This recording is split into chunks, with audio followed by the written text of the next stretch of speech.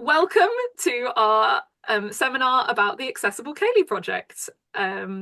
This has been a lot of work in the making, so me and Poppy are really excited to share with you as well. So before we get started, I'd like to introduce myself and Poppy. So my name is Lisa. I'm a ceilidh caller. I grew up in a musical ceilidh dancing family. My dad was in a ceilidh band and my mum was a caller. I'm based in Rugby on a canal boat, so I apologise if my internet is not brilliant. And yeah, I also work for a charity called Drake Music, which works with disabled musicians. And so that's partly how this sort of relates to me, I guess, and what gave me the idea for this project. Also, I have lived experience of mental health issues, and obviously there's an accessibility element to that as well. So yeah, this is a really important project to me, and I'm so pleased that so many people think it's interesting and worth coming to listen to. I'm going to pass over to Poppy now to introduce Hello, us. I'm Poppy. I have a background in Morris dancing and ceilidh calling. I started Morris dancing as an able-bodied teenager, became disabled when I was 17, then started dancing in a wheelchair. And yeah, I'm a ceilidh caller and musician based in East Anglia and absolutely love dancing. So when Lisa asked me to join in with this project, I couldn't say no. Thank you, Poppy. So I wanted to start by just giving you an outline of our project. So in February this year, we were awarded funding by the English Folk Dance and Song Society to do this project. And so we spent the next few months designing a survey, which I think some of you have filled in yourself. And then we shared that survey online and at festivals. We had a sort of paper flyer that we shared with the details sort of over the summer. And then what we are currently in the process of doing is analysing the results. There is still probably more analysis to do than we have got to at this point. So this is kind of our very early findings that we wanted to share with you. And we're also hoping to make a written report of the results, which we'll share with you all once it's ready. We also, as a part of our original proposal, we wanted to do some online workshops with people who had lived experience of disability, looking at how to make more accessible dances. Unfortunately, I was over optimistic about how much we could achieve in a short amount of time. So, and with the funding that we had available, which was quite a small amount. So, that is something that we definitely like to do, but it's in the future plans now. So just to talk a little bit about the methods of our survey, we tried to take a participant action research approach. So, that's where you do research and you involve the people that the research is about in the research. So it was important to include in the research team people with lived experience of disability. We asked a mix of closed questions, so things which we gave options of how to answer, either yes or no, or you'll see the sort of things later on, and open questions where people could free type whatever they want. These open questions, we kind of analysed them by theme. So we went through and we tried to pick out themes that were coming up and again. And we made a spreadsheet and we tried to track how many times people were mentioning the same thing. So that's the sort of basic analysis we've done so far. As I say, there's definitely still more analysis to do.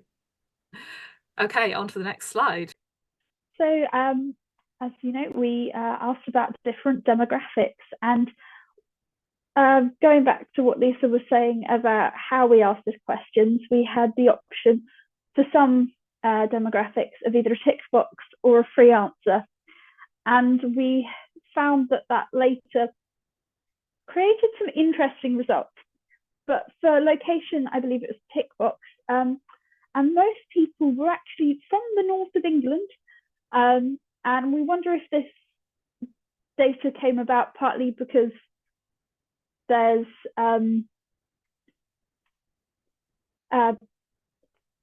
sorry, brain went blank.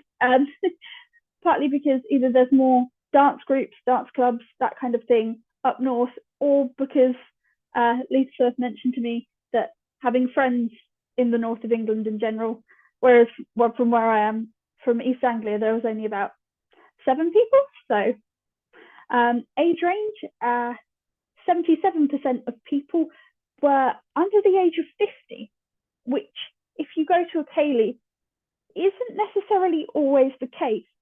And actually most of our participants were under the age of 40. The demographic of age 20 to 34. And that might be partly due to Lisa and myself being in that age range. And also another factor was that the survey was, of course, online, meaning that if you don't use the internet, it led to our smallest percentage being 75 plus age-wise of dancer. But the other side to that is also, are there many 75-year-olds who consider themselves disabled and dancing?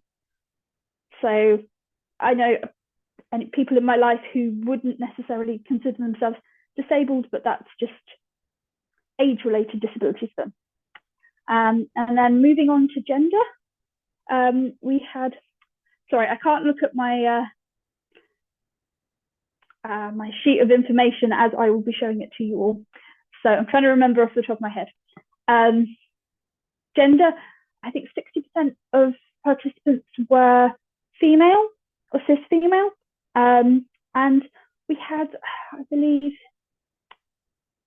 I think it's something like 11% roughly who were non-binary, which is vastly different to the general population. And I think it's because there's a big crossover between disability and the LGBTQ plus community, which I find really interesting. And I think perhaps it goes to show that maybe ceilidhs in that respect are a slightly safer space. I don't know, maybe not. And then moving on to ethnicity. Ethnicity was quite interesting because we left it as a free answer box. We got some very interesting data, I suppose. It lacked a kind of structure. So majority of people identified themselves as white in some way, and then other people identified themselves, obviously different ethnicities, but as simply British, English, or a lot of people also preferred not to answer, which is fine. But because of that, we don't have a great idea of what the kind of ethnic makeup was that our survey reached. So we started off by asking, how often do you go to ceilidh? And it was really interesting. Most people either said they go once a year or less, and the next highest number of times people went was 2 to 5, with the smallest range being 20 plus, which was 5.4% of people. And I'm guessing they were probably callers. They may not be, but I think that's a reasonable assumption. They're more likely to be callers. And yeah, participants said that they're 50% more likely to attend a ceilidh if there were fewer access barriers, which really kind of drives home how important it is to make it viable for people to actually be able to go to ceilidhs.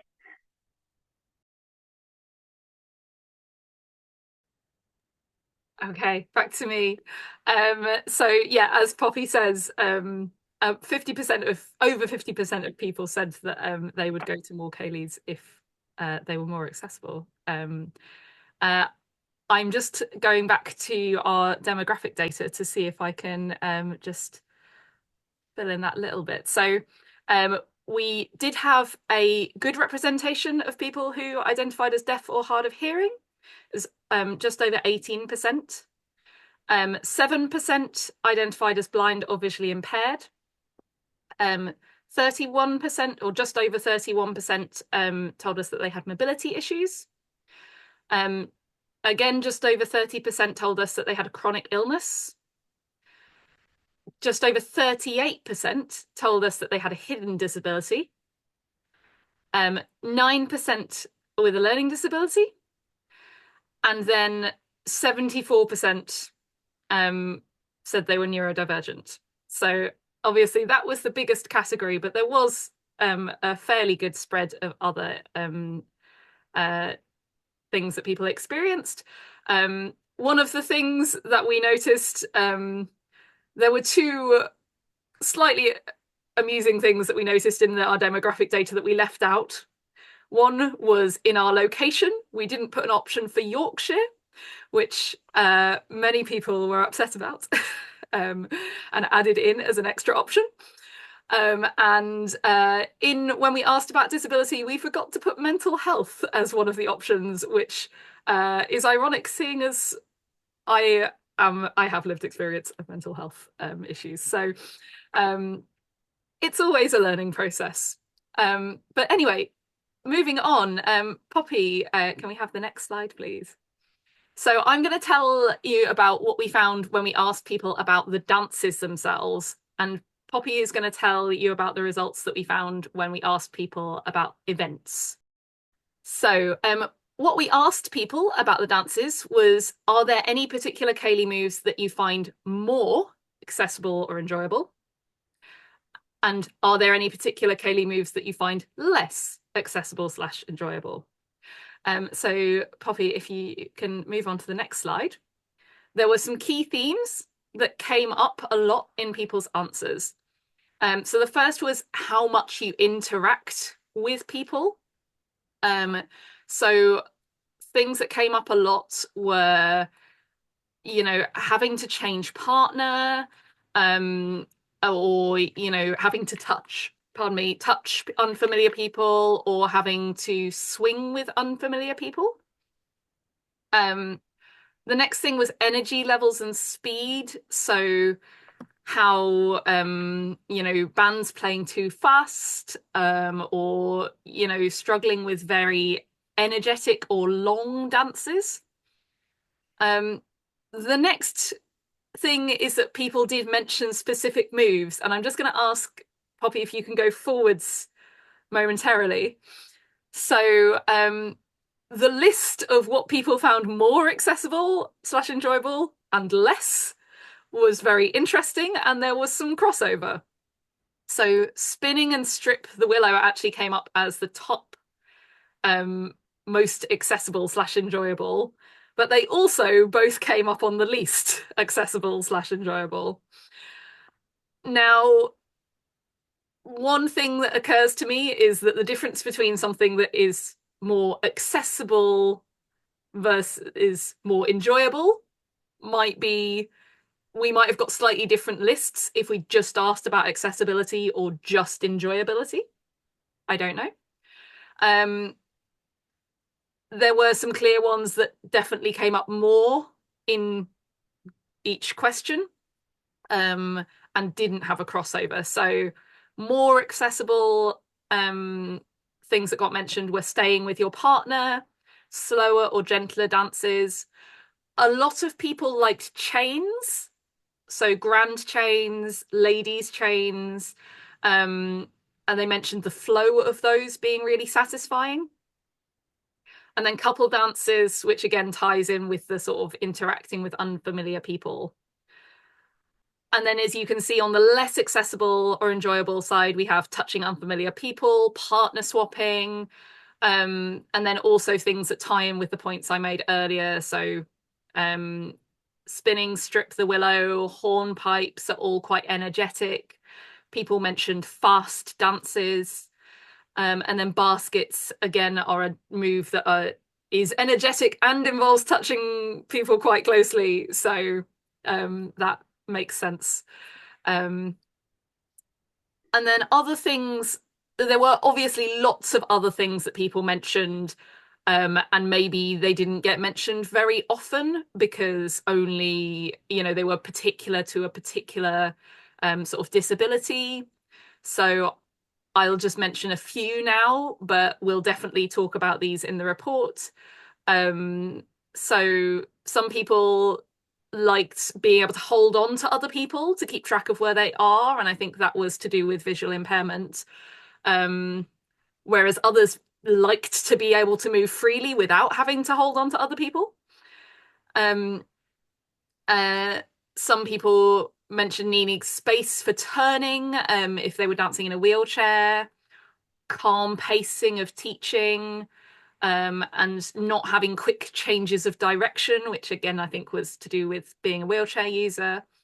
So there was lots of different things that people mentioned. I'll just quickly mention the main takeaways. So most of these are things that really relate for callers, and I know that there are some callers in the rooms. So for me, the two main takeaways were communication, and that includes communicating key elements of the dance when you're setting it up. So, for example, is it a slow or a fast dance? A very energetic dance? Is there some rest in the dance? And then how much interaction there is with others. For example, letting people know if it's a partner swapping dance. And then maybe mentioning some of those specific figures, like this is a strip the willow dance, or this dance has lots of spinning in it. I also think it's great if we can encourage communication between dancers, about how comfortable they are, with a close hold versus, being a bit further away. And then clarity, like this was something that came up a few times, was just being very clear when you're explaining the dances so that everyone can follow. And then the other thing I think seemed to be important was, to have variety. We've shown that some people really like Strip the Willow and some people find it less accessible. So making sure that there's a variety of different figures and speeds of dances and level of interaction in your program. Obviously, if you were trying to center a specific group, you might want to, weight it more towards slower dances, or dances where you don't interact with lots of other people. But I think for a general event, that's open to everyone, you might want to just make sure that there's a good mix. And then you might also want to give different options for specific moves and make it clear to people that it's okay to do something a bit different if you're not comfortable doing that. So one example from my own practice is that I usually teach baskets these days as a cloverleaf basket, where you put your right hand over your left and join them up, as if you were doing Auld Lang Syne, rather than putting your hands very close around other people, and that gives everyone a bit more distance. So I think there's lots more research to be done, and we'd really like to have these online workshops to talk to people, who face specific barriers about what's most accessible for them in terms of dances, and maybe even write some new dances. Okay, so yes, I'll hand over to Poppy and the next slide to talk about events. Hello. So in events, we asked what barriers do you face when going to or trying to go to Ceilidh's? What would make Ceilidh's more accessible for you? And are there any good examples of access that you've experienced at Ceilidh's? So I've answered this. I've looked at the results and I've kind of laid this out in different ways. So for barriers that people face, common one was noise levels.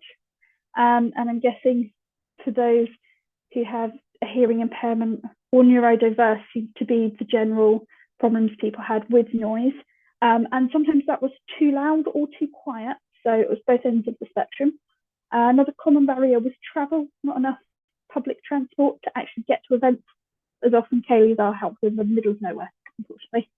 And then communication was mentioned, kind of physical contact with strangers, and a lack of dance and venue information was a really highly mentioned as to what people found more, more challenging. So what would make ceilidhs more accessible for you? And people said a number of different things. The public transport I mentioned before, also publicising your ceilidh and what's accessible about it, and making it known that it's an accessible ceilidh, because a lot of the time you may have people who are open to accessibility as callers and they want to do as much as they can for dancers. But if you don't see that on a poster, etc., then people are kind of less likely to attend a ceilidh. Someone else said something that I really liked, a couple of people: access to water, preferably free, because a lot of places you go, there's a lot of alcohol, and having water is just a really, really good idea. And then moving on, some good examples of access that people had experienced. Demonstrating was the most highly mentioned thing. People really found that very helpful, demonstrating figures. Gender-free calling, that was also a big one mentioned. Separate space from dancers, so you can go cool off, take a breath, do what you need without the noise of everything going on. Dance elements mentioned in advance, and the phrase "helps dancers" was used a few times, meaning other people just kind of stepping in and giving you kind of a bit of direction if you're feeling a bit lost. And then moving on, we had key themes. So what venues can do, what organisers can do, and what callers can do. So for venues, again, the thing that was mentioned most that people wanted was a quiet space. They really want somewhere they can go away from the noise. That was probably the highest thing of anything mentioned that I came across for my questions. So I think that's really important. And then venue information, and people said with pictures if possible, which I think is a really good idea. It makes so much sense to me. Quieter music, but I'm aware that may conflict with other disabilities. It's one of those things, it's one of those kind of, finding the balance can be a bit tricky. Consistent lighting is another thing. No flashing lights, which again makes a lot of sense. And then more wheelchair accessible venues. Event organisation, having enough space to dance, not overselling tickets, not making people feel like they're really cramped, don't have much room to move about. Just keeps everyone kind of, I think people feel a bit calmer when they're not worried, I suppose, compared to, let's say, a local event, a regular ceilidh group, versus, say, a festival, which can be very overwhelming with a lot of people. Something else that event organisers might be able to do is hearing loop. That was mentioned. I've not come across it in terms of ceilidh dancing, but I think that would be great. Great to have that more often, possibly. Then lower cost of tickets, and possibly carers' tickets as well were mentioned. Another very sensible one: adequate seating. Don't sell more tickets than you have seats. For accessibility, that's quite important to people. Moving on to calling, and there was a phrase that was often used throughout the survey: a good caller, which is very kind of subjective as to what that could be. But with people's responses, this is what they said they wanted. So I'm going to assume this is what a good caller is. Someone with clear calling and repeats instructions as well, demonstrating dances and figures, stating things like partner change, length of the dance, or that, if there's more things like a stricter willow in it, before people actually get up. That was quite often kind of people mention it, but you're already on the floor and then you have to kind of duck out. People wanted more no touching dances, gender-free calling. There was some really interesting suggestion of quite a few people said having a copy of the dances in advance, which I thought was really interesting. From a caller's perspective, it might be slightly difficult, as occasionally you do have to kind of change things on the fly, but I would be happy to, possibly give that a go. Another one was written subtitles or instructions on a projector as another way for people to, take in what you're calling. That's kind of the key themes of the events. And then the kind of main takeaways for that, organisers having a quiet space, not overselling tickets, callers, clear calling, repeating instructions and demonstrating figures. And then what you can do as dancers, offer or ask for help and respecting others' boundaries and accommodations. Thank you so much, Poppy, for taking us through that. So if we pop over to the next slide, we just have a couple more things to say. One is our plans with what happens with the project next. So one of the things I'd really like to do is apply for an Arts Council project grant so that we can really expand what we're doing. We, apart from the online workshops, which we didn't have the time or the budget to do this time, we'd like to explore doing in-person events, creating video resources, perhaps doing things which are specific to different barriers. So, for example, a BSL vocabulary list to do with Kaylee's. Caller training, so sharing more tips with callers, and then also developing dances, which is kind of where the idea for this project started, was to write some specifically accessible dances. I also wanted to mention that in March there's going to be a day at Cecil Sharp House about creating accessible and inclusive folk dance. And that is being organised by the lovely Jen Cox, who is with us tonight, and who is the dance development manager at FDES, or the English Folk Dance and Song Society. So keep an eye out for that, and maybe, Jen, if there are any links to do with that you can share in the chat, that would be great. And then on to the next slide, Poppy. Any questions? Thank you for watching this seminar replay. If you have questions or want to get in touch, please email hello@lisaheywood.net. That's HELLO@LISAHEYWOOD.net. To keep updated about the project, you can join our mailing list at the link in the description.